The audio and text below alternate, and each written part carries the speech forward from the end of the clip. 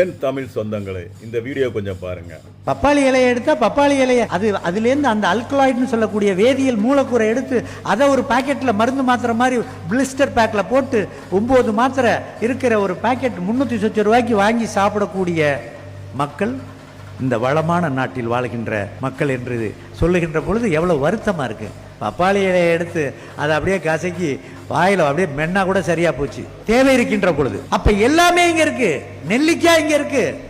நெல்லிக்காய் எனக்கு சரி வராது சார். நெல்லிக்காய் ஜூஸ் எந்த கம்பெனி இது வாங்கி குடிக்கலாம்? கேள்வி. கர்ப்பிணி பெண்கள் சொன்னது சொல்றேன். மாதுளை சாப்பிடணும்னு டாக்டர் சொல்லிட்டாங்க. எனக்கு மாதுளம்பழமே பிடிக்காது. மாதுளங்காய் ரசம்னு விற்கிறான் கர்ப்பிணிகள் சாப்பிட.